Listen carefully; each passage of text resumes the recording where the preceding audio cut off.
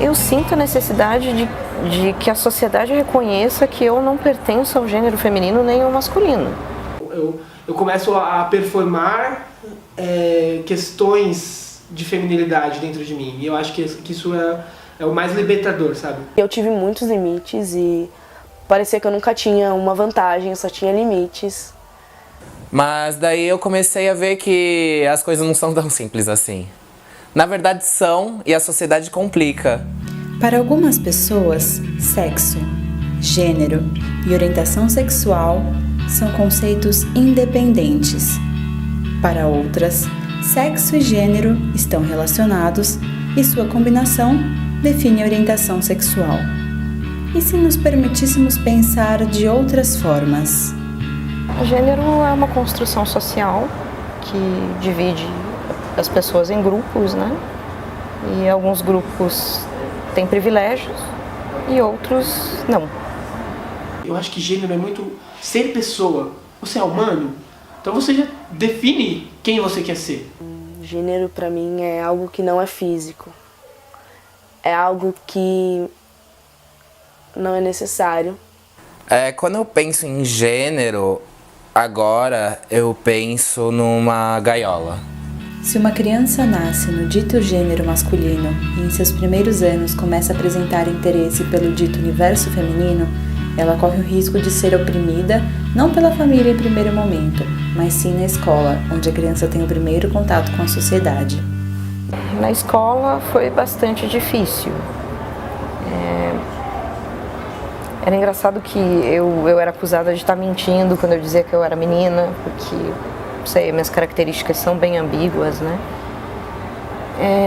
Antes de eu saber o que significava a palavra sapatão, já me chamavam de sapatão, eu nem sabia o que era, mas já estavam me chamando de sapatão. Tudo que era muito como o dito feminino, ainda mais pra criança, pra garota pequena, eu tinha esses trejeitos, as crianças da escola me chamavam de viadinho, e minha mãe sempre defendia, batia o pé, falava que não, que eu era um homem com caráter, que eu era um homem delicado, e eu ficava tipo, tá, dane-se, elas vão continuar me chamando de viadinho, pra elas isso é ser viadinho, então tanto faz.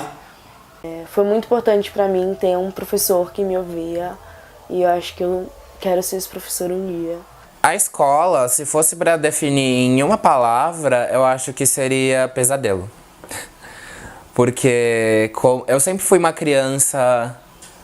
A palavra não é diferente, todo mundo é individual da sua forma. Mas eu sempre fui uma criança viada. Eu sempre gostei mais de andar com as garotas, sempre gostei de brincar de boneca, sempre gostei de muita coisa que os meninos nunca iam fazer. Então a escola corrobora muito com essa ideia de que você tem que entrar nessa norma, senão você vai apanhar sim, sabe? E dane-se, você vai apanhar.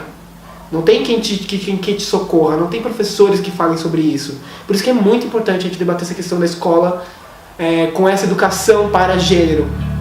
Tratando-se de feminino e masculino, será que essas duas definições são o suficiente para compreender o ser humano em toda a sua complexidade?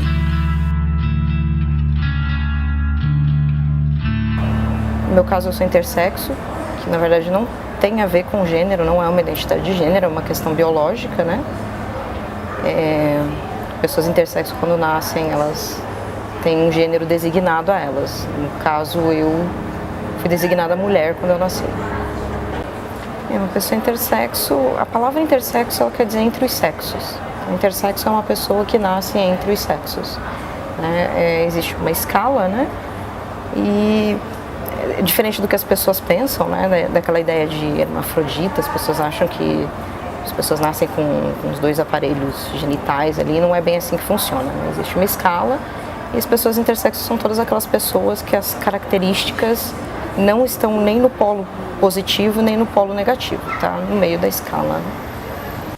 Então, eu acredito muito que ser homem, ser mulher é o que você quer ser, sabe?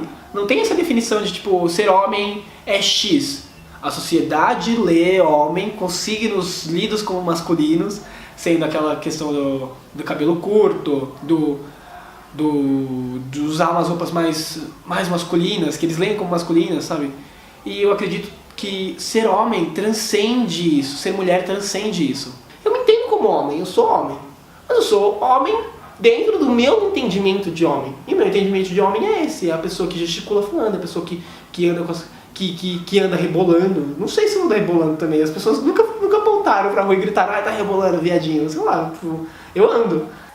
O gênero fluido é a condição da qual o masculino só não me acolhe, ou o homem não me acolhe, e a mulher não me acolhe, nem o feminino só me acolhe. A questão do fluido, ela me acolhe muito porque eu realmente não sinto a necessidade de me afirmar, porque eu, por mim só, sou uma afirmação. Antes de eu fazer, antes de eu estar na minha atual faculdade, eu estava em outra, onde um garoto foi extremamente discriminado por usar maquiagem. E se tem uma coisa que eu não suporto é uma injustiça. É impressionante, tipo, vira o capeta. Aí eu fui numa lojinha de cosmético, comprei um kitzinho de sombra, um batom e um lápis preto. E fui maquiado uma semana inteira pra afrontar todo mundo que discriminou o garoto, inclusive um professor. Passado isso, eu comecei a pegar gosto pela maquiagem. Eu começava a ir pras festas pras festas maquiado, passava um batom, fazia um delineado, torto, claro, porque delineado até hoje é um desafio. No Halloween do ano passado, eu me montei, tipo, ainda de garoto, mas eu fiz algo mais artístico.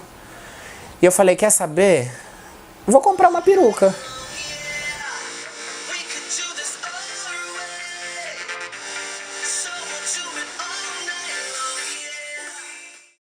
Eu nasci XX, porém eu tinha características ambíguas, né? O meu clitóris ele aparentava ser um pênis. Por conta disso, os médicos fizeram uma cirurgia e removeram uma grande parte do meu clitóris. A impressão que eu tenho assim é que os médicos que fizeram isso, que me submeteram a isso, eles não tinham a noção de pensar que um dia eu, bebezinha, ia crescer e ia querer sentir prazer. O pensamento deles era o pensamento de que o meu corpo ia ter que ser atrativo para o sexo oposto. Os padrões de gêneros são determinados a nós antes mesmo de nascermos. Sendo assim, a biologia fica encarregada por traçar destinos. E por que a ideia de não apenas a terceira, mas muitas outras vias é descartada?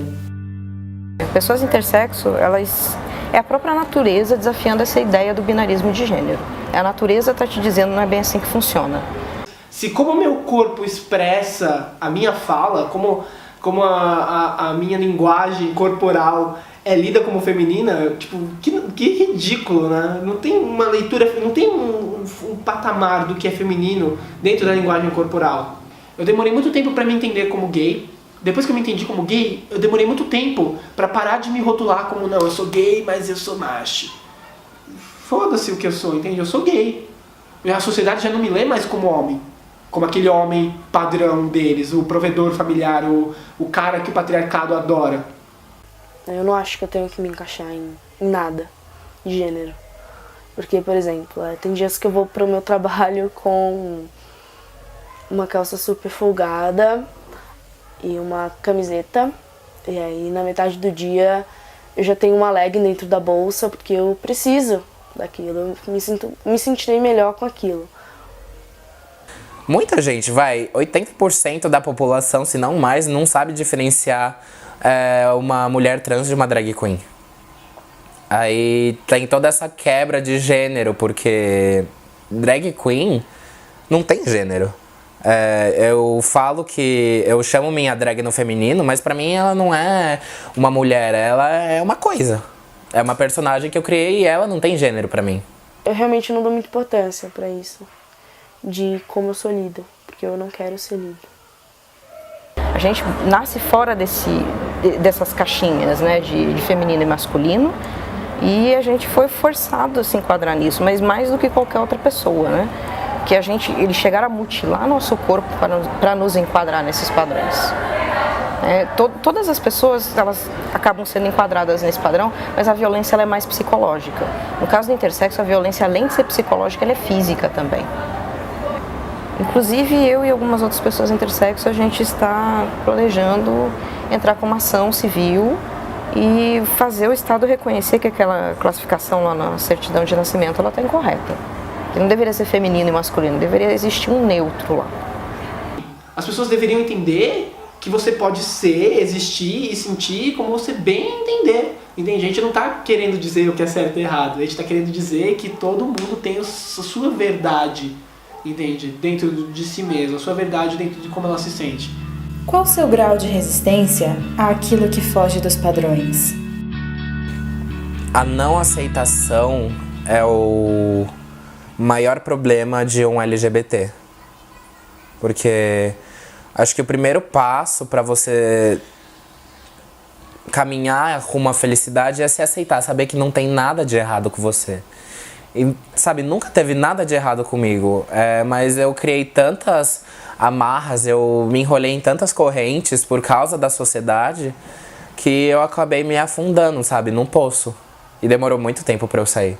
E eu não converso muito sobre isso em casa, porque a minha mãe, ela entende, ela tem um pensamento sobre, mas ela se fecha em algumas situações porque ela não quer discutir sobre, etc.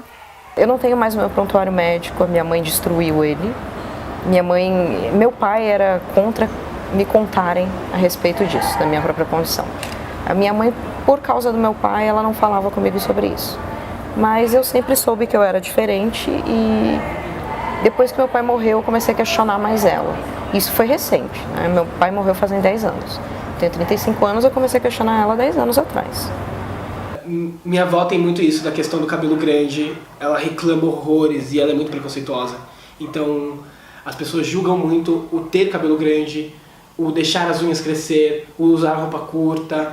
Eu tenho uma saia aqui, uns esmaltes ali, umas maquiagens em casa. Durante a puberdade eu passei por hormonização. Eu tentei fugir da hormonização o máximo que eu pude. Acabei tendo um problema com drogas, porque eu queria me matar, porque eu dava fugas da minha família, eu sumia, ficava uma semana fora. Meu pai chegou a me mandar para fora de casa, depois quis que eu voltasse, aí eu voltei, fui de novo. Foi bem conturbada, assim, a minha adolescência. Até os meus 23, 24 anos foi bastante confuso, assim. Era difícil, sabe? Porque eu tinha medo do que minha família ia pensar, porque eu sempre fui muito ligado a eles. Aí foi quando eu tentei suicídio e, sabe, foi o pior momento da minha vida. Só que ao mesmo tempo que eu não gosto de lembrar, eu agradeço por ter tido ele, porque graças a ele eu acho que eu sou quem sou hoje, sabe? Hoje eu me aceito, me amo, eu tô empoderada, eu gosto de mim mesma, acho que eu sou uma pessoa legal. Me acho um pouquinho gordinha, mas nada demais, assim. Posso viver com isso. Eu sou gay porque todos esses signos do ser gay, todos esses estereótipos que as pessoas colocam como uma coisa negativa, são parte de mim e eu os aceito e eu os amo como meu ser completo, sabe? E eu sempre fui Júlia e eu sempre serei Júlia. Pra mim é muito mais fácil lidar hoje com isso do que no início, quando eu falei assim, caralho, eu sou gênero fluido e pode falar caralho, né? Foi uma maneira de conciliar a minha militância com o meu lado artístico e a vontade de aparecer. E desde então, desde o dia 19 de novembro de 2015 eu sou drag.